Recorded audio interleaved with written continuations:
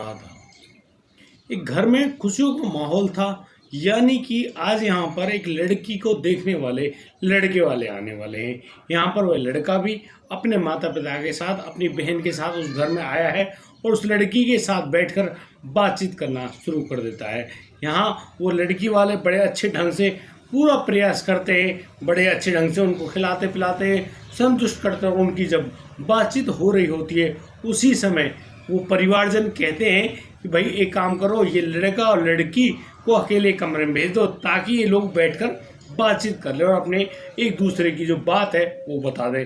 क्योंकि आजकल के जो मॉडर्न परिवार है उनमें तो ऐसी बातें होती रहती हैं। बस इसी बात के चलते वो दोनों जने खड़े होते हैं और एक कमरे की तरफ बढ़ जाते हैं। उस कमरे में जाकर वह जो लड़की है शर्माती हुई बैठ जाती है, वह लड़का बैठा हुआ है और यहाँ पर अब उनकी बड़ी ही शर्माते हुए एक दूसरे से बातचीत होना शुरू हो जाती है।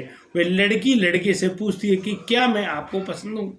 वह लड़का बड़े ही खुले दिमाग से यह बात कहता है कि हाँ, आप मुझे बहुत ही खूबसूरत लगी और आप मुझे बहुत पसंद है। बस इसी बात को वह लड़का भी उस लड़की से पूछ बैठता है कि आपको मैं कैसा लगा। दोस्तों, उस लड़के को देखकर वह लड़की शर्माते हुए कहती है कि हाँ, आप बहुत ही सुंदर हो और मुझे भी काफ़ी अच्छे लगे। जिस प्रकार से दोनों ने एक दूसरे के लिए स्वीकृति दी, बस अब तो उन दोनों की जो आंखें एक दूसरे से टकरा जाती हैं। लेकिन वह लड़की यहाँ अपने जो होने वाला पति, यानी जिस लड़की को वह पसंद कर रही है, उससे कुछ प्रश्न करती है और वह प्रश्न ऐसा होता है कि उस प्रश्न को सुनते ही उसका वो जो लड़का है बहुत ही ज़्यादा हिचकिचाने लगता है। दरअसल वह लड़की उससे पूछती है और कहने लगती है कि क्या तुम पूर्व जन्म की बातों पर यकीन करते हो। और वह लड़का जो कि काफ़ी पढ़ा लिखा था उससे कहता है कि तुम कैसी बातें कर रही हो, अरे ये बातें करने की थोड़ी होती हैं और पूर्व जन्म की बातें मैं इन पर यकीन नहीं करता हूँ।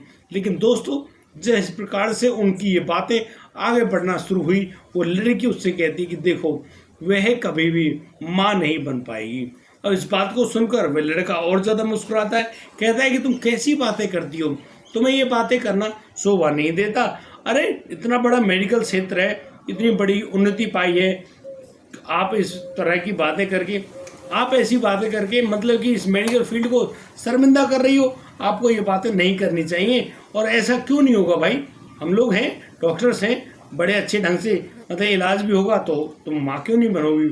लेकिन वह लड़की उससे कहती कि यदि वह जीवन में कभी माँ ना बनी तो क्या तुम उसको स्वीकार कर लोगे।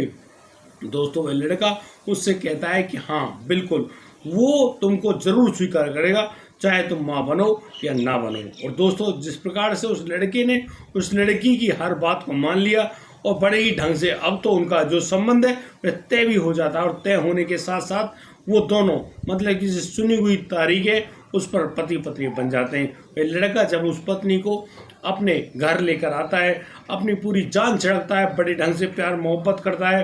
और दोस्तों, इसी प्यार मोहब्बत में धीरे धीरे समय गुजरने लगता है। दोस्तों, 1 साल गुजर जाता है, तब भी वह लड़की माँ नहीं बन पाती है। यहाँ पर वह जो लड़का है अपनी पत्नी को लेकर जाता है हॉस्पिटल में जो डॉक्टर्स हैं उनसे जब उसकी जांच कराई जाती है, दोनों की जांच कराई जाती है, तो मालूम चलता है कि दोनों बिल्कुल खुश हैं, शरीर से स्वस्थ हैं, हर प्रकार की मतलब कोई कमी है ही नहीं। लेकिन पता नहीं क्यों वो माँ नहीं बन पा रही हैं। अब यहाँ पर वो जो समय है वह आगे बढ़ता है कि उस समय का पहिया रुकता ही नहीं। दोस्तों, 2 साल गुजर जाते हैं, 3 साल गुजर जाते हैं। अब तो वह जो लड़का है उसकी जो माँ है वह कहने लगती है कि तुमने कैसी बहू ला कर दी है, अरे जब ये माँ ही नहीं बन सकती तो फिर ये किस लिए यहाँ आई है। जब इन बातों को वह लड़की सुनती है तो वह लड़की अपनी सास से कहने लगती है कि उसने अपनी शादी से पहले अपने होने वाले पति को साफ साफ शब्दों में कहा था कि देखो, यदि वो इस जिंदगी में कभी माँ ना बन पाई तो क्या आप उसे रख लोगे। तो ये लड़का बड़े ही तसल्ली से किसने कहा था कि हाँ बिल्कुल वह रख लेगा। अब तो यहाँ पर कहानी बिगड़ने लगी थी, झगड़ने लगी थी और बस सास बहू पति हर किसी का अपना मुंह बनने लगा था। लेकिन वह जो लड़की जिसका नाम राजश्री होता है, बहुत ही ज़्यादा दुखी परेशान अवस्था में एक दिन अपनी सास के पास जाती है और उनसे कहने लगती है कि सासू माँ, क्या आप पूर्व जन्म की बातों पर यकीन करती हो। अब इस बात को सुनकर वह सास कहती है, आप पूर्व जन्म की बातें क्यों कर रही हो, ये बातें हमें तो समझ आती नहीं, क्या कहना चाहती हो, बात क्या आखिर। दरअसल यहाँ पर वो राजश्री कहती है उनको कि आपने महाभारत काल में पितामह भीष्म के नाम के बारे में सुना होगा। यहाँ पर वो महिला कहती है हाँ बिल्कुल, सब लोग पितामह कहते हैं, भीष्म को कौन नहीं जानता।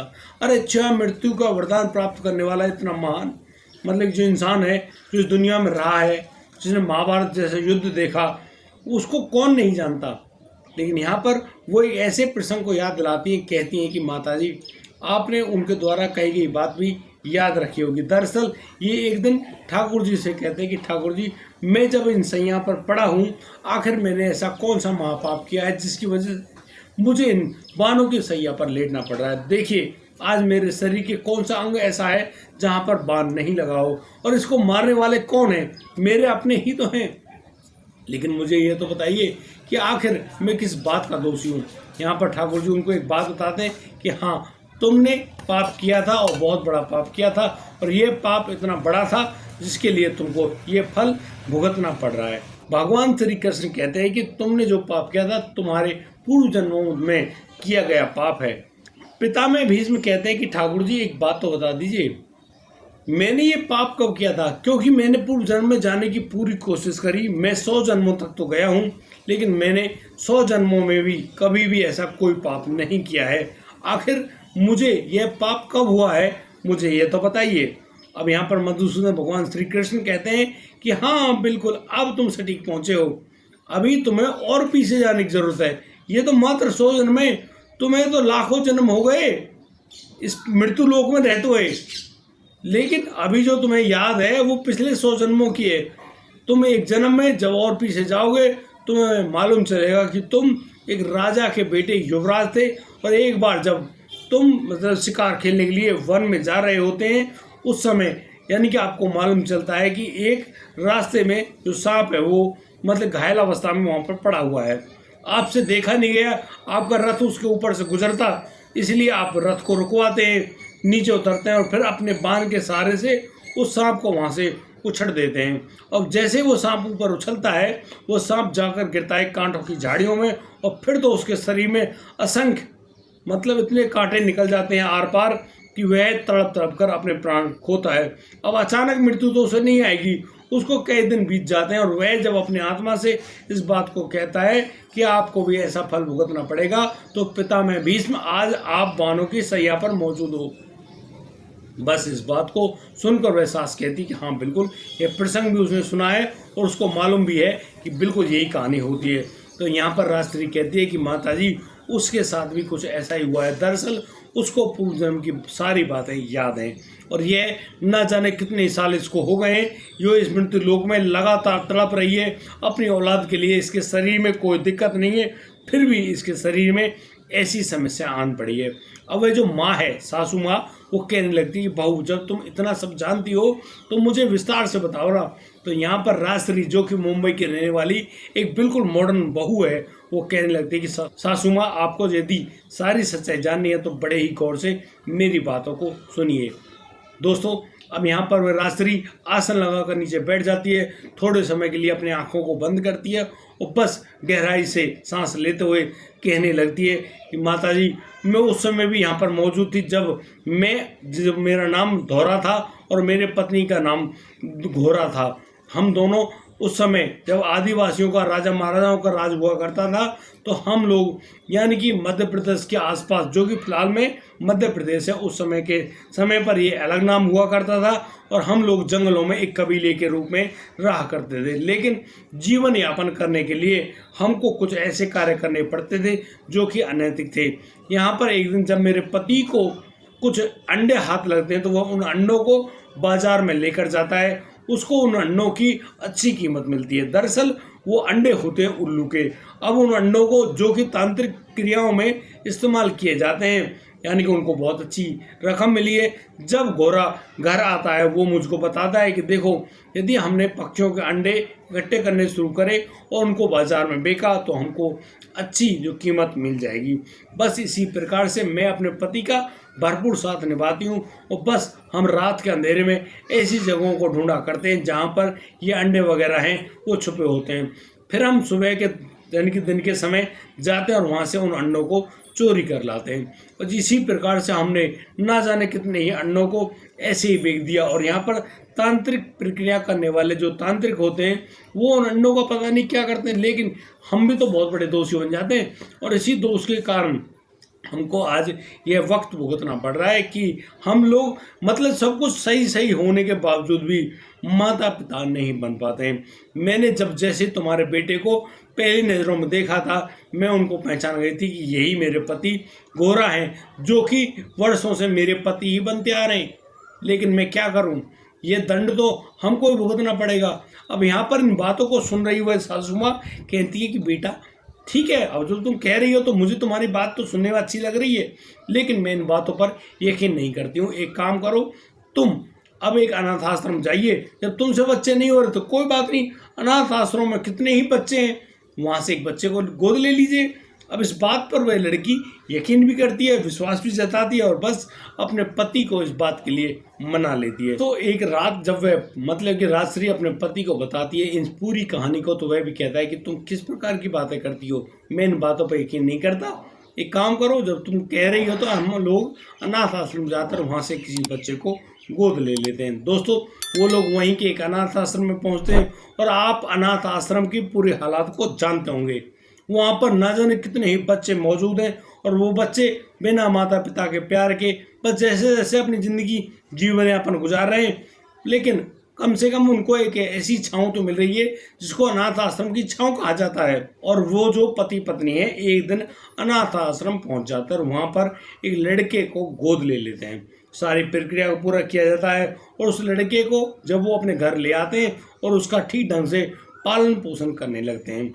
बड़े ही तसल्ली से ये लोग मतलब अपने बच्चे के साथ रहते हैं। लेकिन जैसे ये कोरोना काल आता है, अचानक से इनके 8 साल के बच्चे को एक ऐसी नज़र सी लगती है, वो कोरोना का शिकार हो जाता है और बस भगवान को प्यारा हो जाता है। और जैसे ये दुखों का पहाड़ उस राजश्री और उसके पति पर टूट पड़ा, बस मतलब चारों तरफ उनके जो भी एरिया है सब में आग की तरह बात फैल जाती है। भाई वो जो औरत और आदमी है वो बड़े ही बुरे लोग हैं। वहाँ के आसपास के लोग कहने लगते हैं भाई इन लोगों से बचकर रहना, अपने बच्चों को बचा कर रखना, वरना यदि उनकी निगाह उन पर पड़ गई ना तो नज़र लग जाएगी और नज़र ऐसी लगती है कि पत्थर को फोड़ देती है, ये बच्चों को भी खा जाएगी। सभी लोग अपने बच्चों को उस महिला राजश्री से छुपाने लगना शुरू हो जाते हैं। और दोस्तों, वह महिला यानी कि राजश्री जो इस बात को भली भांति समझ सकती थी, जान सकती थी, मान सकती थी कि वह कभी भी माँ का जो सुख है उसको कभी भी नहीं पा सकेगी, क्योंकि उसने अपने जीवन में बहुत ही ज़्यादा बुरे कर्मों का अंजाम दिया है। इसी वजह से आज वो इस जो सुख है इससे वंचित है। दोस्तों, जिस प्रकार से वह जो महिला है वो रोती है, पीटती है, यहाँ तक कि वह अपने घर अपने मायके भी नहीं जाती, क्योंकि उसके बच्चों उसके जो भाई है उस पर तो बच्चे हैं। अब उसको डर लगने लगता है कि कहीं ऐसा ना हो उसकी निगाह उनके भतीजों पर पड़ जाए और कहीं उनके साथ भी कुछ बुरा ना हो जाए। इसी वजह से वह अक्सर अपने आप को छुपा कर रखती है और कहती है कि वह अपने घर पर ही ठीक है। दोस्तों, यहाँ पर जो उसका पति है वह भी अब धीरे धीरे रियलाइज़ करने लगता है कि हाँ, जरूर उसके साथ कोई ना कोई बात गड़बड़ है, तभी तो उसको ऐसे परिणाम भुगतने को मिल रहे हैं।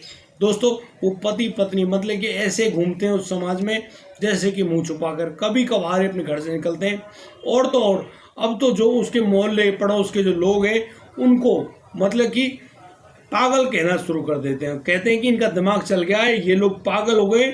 और तो और उनकी निगाह भी बहुत गंदी है, ये जिसको भी निगाह भर के देख ले उसका सब कुछ छीन लेते हैं। दोस्तों, जिस प्रकार से उस राजश्री ने इस पूरे हालात को देखा, सुना, समझा और भुगता, आप उस राजश्री के बारे में क्या कहना चाहते हैं? और दोस्तों, ये जो बात है ना, ये उस राजश्री ने खुद ने मतलब कि न्यूज़ चैनल पे आके सारी बातें बताई है कि कैसे कैसे उसने पूर्व जन्म में पूरी स्थिति को भुगता। और दोस्तों, मैं आपको एक बात और स्पेशल बता दूं कि हमारे पूज्य गुरुदेव इस बात को स्पष्ट बताते हैं कि अवश्य भोक्तम कृतम कर्म शुभाशुभम। हमने जो भी शुभ या अशुभ कोई भी कर्म यदि हमने किए हैं तो हमको उनको भुगतना ही पड़ेगा, आज नहीं तो कल। हम लोग इस मृत्यु लोक में भुगतने के लिए आए हुए हैं। और दोस्तों, मैं आपको एक खास बात और बता दूं कि अब जो समय चल रहा है उसको बोलते हैं कलयुग। कलयुग केवल नाम अधारा, सुमिर सुमिर हो जग से पारा। यानी कि इंसान यदि भगवान के नाम का सुमिरन करता है, यदि उसने एक बार भी नाम लिया है ना, तो परमपिता परमात्मा उसकी पूरी बात सुनते हैं और उसको नरक की प्राप्ति नहीं होती है। इसीलिए कहा गया है कलयुग में जो नाम का सहारा लेता है, नाम मतलब भगवान का नाम, जो भी भगवान के नाम का सहारा लेता है उसको कलयुग की आग नहीं जलाती है, ना ही उसको दुख भुगतने पड़ते हैं और ना ही उसके जीवन में कोई ऐसी प्रक्रिया आती है जिसको पाकर वह सदा के लिए दुखी हो। इसीलिए कहा गया है कि नाम का सहारा अवश्य लें। और दोस्तों, यहाँ पर जब ये ज्ञान उस राजश्री के पति को मालूम चल जाती है तो बस वह अपनी पत्नी को लेकर जाता है एक ऐसी जगह पर जहाँ पर उनको एक आशीर्वाद मिलता है, और उसी आशीर्वाद की वजह से वो लोग अब नाम के सहारे से अपने जीवन को आगे गुजारना शुरू कर देते हैं और उसी वजह से उनका जीवन तसल्ली से गुजर रहा है।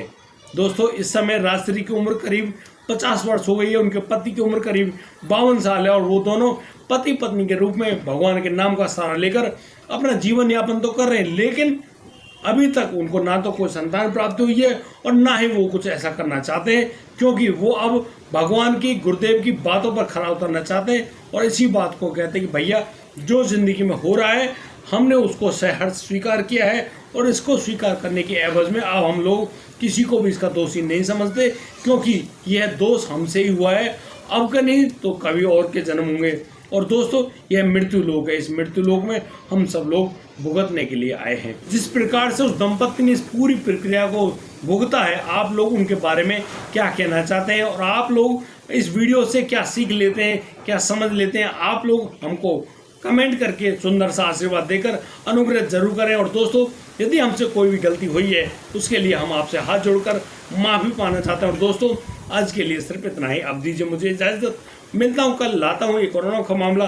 तब तक के लिए आप पढ़े रहें, बेहतरीन रहें, अपना और अपने परिवार का बखूबी ख्याल रखते रहें। जय हिंद, जय भारत।